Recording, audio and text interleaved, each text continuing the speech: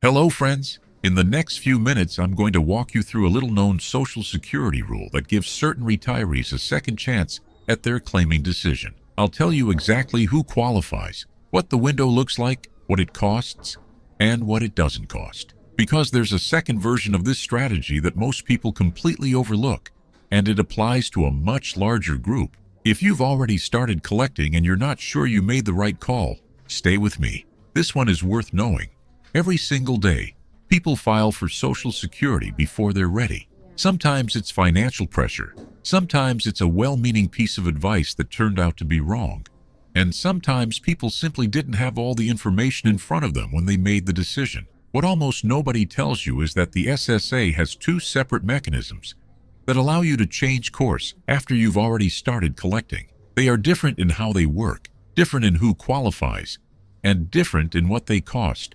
And understanding both of them could be one of the most financially significant things you do this year. Before we get into the do-over options, it's worth being clear about what's actually at stake, because for a lot of people, the decision to claim early feels like a small compromise, a little less per month in exchange for getting payments sooner. The real numbers tell a different story. If your full retirement age is 67 and you claimed at 62, your monthly benefit was permanently reduced by 30%. Not temporarily, not until you reach full retirement age. Permanently, for the rest of your life. On a benefit of $2,000 a month, that reduction is $600 every single month. That's $7,200 every year. Over a 20-year retirement, that gap adds up to $144,000 in cumulative losses, compared to what you would have received by waiting. And here's the part that makes it worse. Cost of living adjustments. The annual increases SSA applies to your benefit are calculated as a percentage of your current benefit. So if your base benefit is lower because you claimed early, your raises are smaller too. The reduction doesn't just affect what you collect today. It compounds against you for decades. That's what's at stake, and that's why the do-over rules exist, because the SSA recognizes that some people, if they had known exactly what they were agreeing to, would have made a different choice. The first mechanism is called a withdrawal of application, and it is exactly what it sounds like. You withdraw your Social Security application, repay everything you've received, and your record resets completely. It's as if you never filed. Your benefit amount goes back to what it would have been if you had never claimed. And if you wait longer before filing again, you continue earning delayed retirement credits, just like everyone else. Here's who this applies to. You must be within 12 months of your original filing date. That is the hard cutoff. If it has been more than 12 months since you first filed, this option is no longer available to you, and you are only allowed to do this once in your lifetime. You cannot withdraw, refile, and withdraw again. The other requirement, and this is the one that stops most people, is repayment. You must pay back every dollar Social Security has paid you. That includes your own benefits, any benefits paid to family members on your record, and the Medicare premiums that were deducted from your checks. Every dollar, all of it, before the withdrawal is processed. For some people, that number is manageable.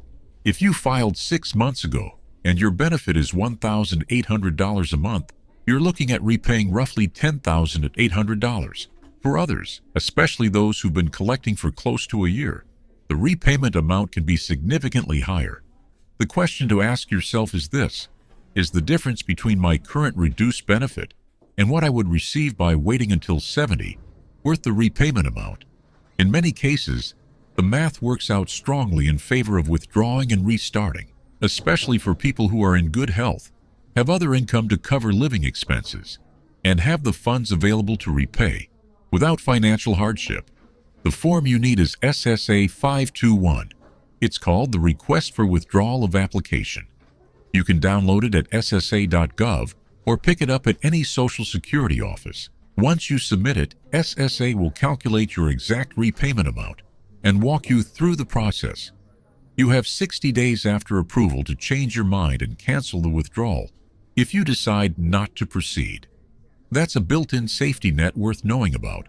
Now here's the strategy that applies to a much larger group of people, and it's the one I mentioned at the beginning that most people completely overlook.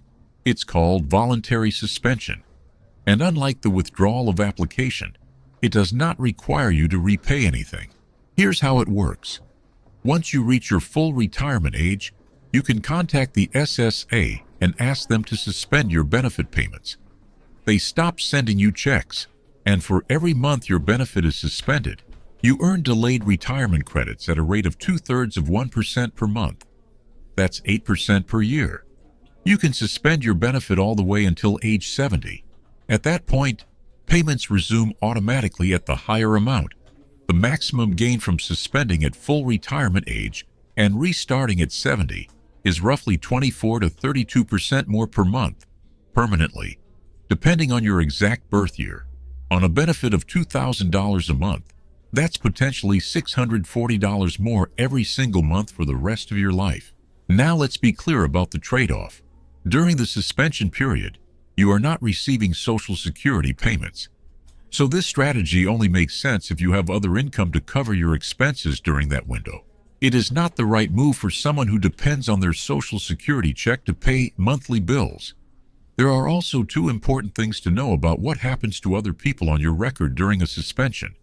First, if your spouse is collecting a spousal benefit based on your record, their payments will also be suspended while yours are.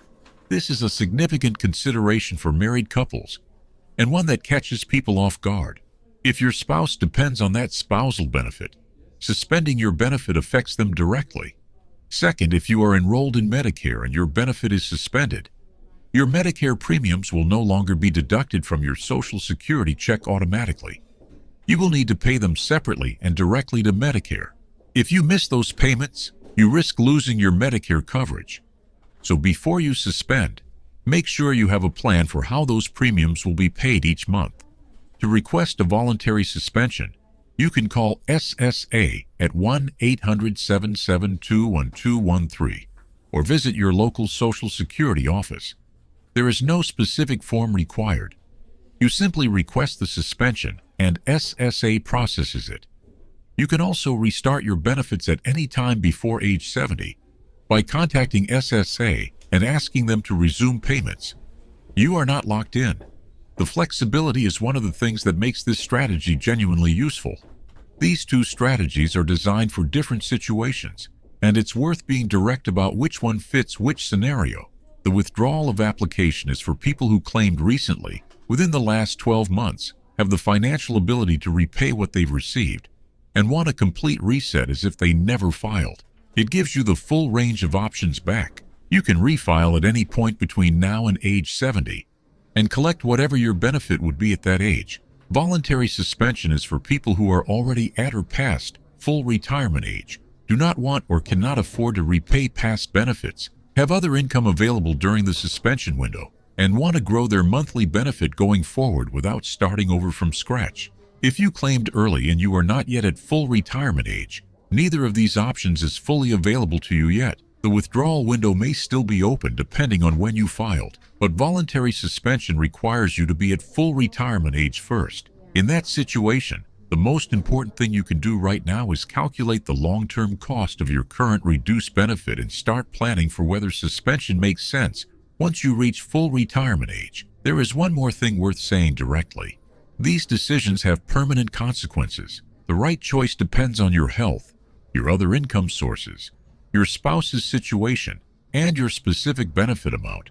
Before making either move, it is worth calling SSA at 1-800-772-1213 and asking them to pull your exact numbers, what you're currently receiving, what you would receive if you suspended and restarted at 70, and what the repayment amount would be if you're still within the withdrawal window. That conversation is free. The information they give you is specific to your record, and it gives you what you need to make this decision with real numbers in front of you, not estimates. Let's bring it all together. If you've already filed for Social Security and you're wondering whether you made the right call, there are two federal mechanisms that may give you a path forward. The first is the withdrawal of application. You must be within 12 months of your original filing date. You repay everything you've received. Your record resets completely. The form is SSA 521. Available at ssa.gov. The second is voluntary suspension, available once you reach full retirement age. No repayment required. Your benefit grows by roughly 8% for every year you suspend, up to age 70. Be aware that spousal benefits on your record are also suspended, and you'll need to pay Medicare premiums separately during the suspension period. To find out which option applies to your situation and get your exact numbers, call SSA at 1-800-772-1213. That call costs you nothing. The information it gives you could be worth thousands of dollars every year for the rest of your life. If this video helped you, please subscribe to this channel and turn on the bell. The rules around Social Security change every year, and when they do, the SSA does not send you a personal explanation. What I do here is track those changes and bring them to you in plain language before the deadlines pass and before the decisions are already made. Share this video with someone you know who's already collecting Social Security, especially anyone who claimed early and has been wondering whether they made the right call. One conversation can change the entire picture. I'll see you in the next one.